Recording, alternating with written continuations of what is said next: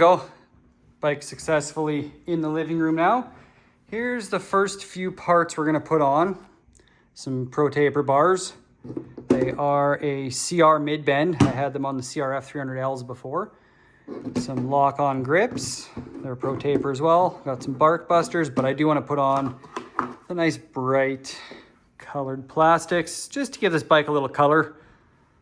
So let's get into her. Well, there we go.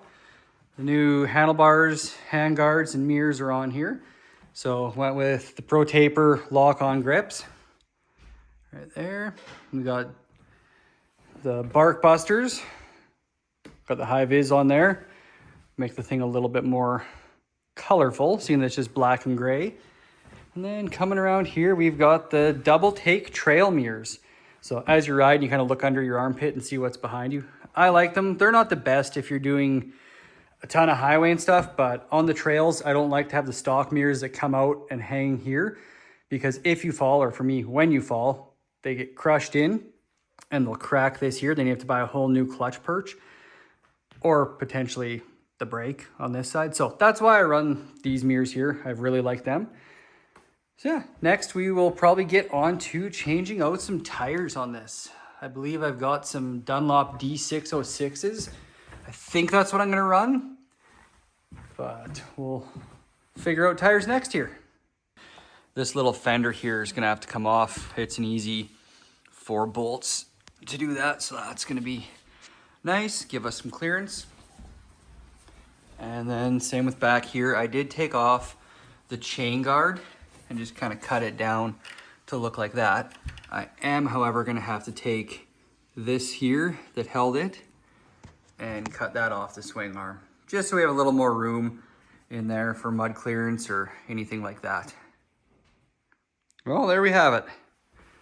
Got the Dunlop D606s on. I did take off that other little kind of low fender that's back there.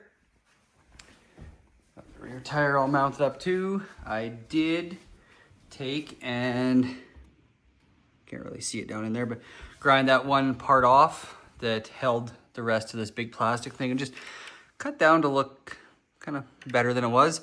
I also did delete the kickstand switch. So just trace the wire up to there and just kind of put the 2 wires from the connector together there, soldered them. And I also did delete the whole emission system off here. So you have to take that off. You have to put 1 plug back in here on the air intake boot and then 1 plug on the air box. I do have a reel on my Instagram showing how that process is done if you're wanting to delete your emissions. Definitely makes a big difference on how clean the bike runs. So yeah, that's the XT. I do have a different integrated taillight coming soon for it. So all this and this will all be gone. And then I also did order a skid plate. And then I'm gonna chat with these fellas right here, Tokyo Mods, and see if we can get a FMF slip-on exhaust for here.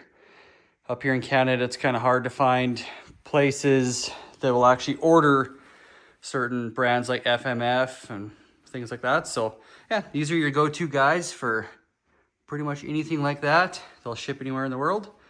And yeah, that's the XT for now. Hopefully get it out and take her for a rip maybe tomorrow.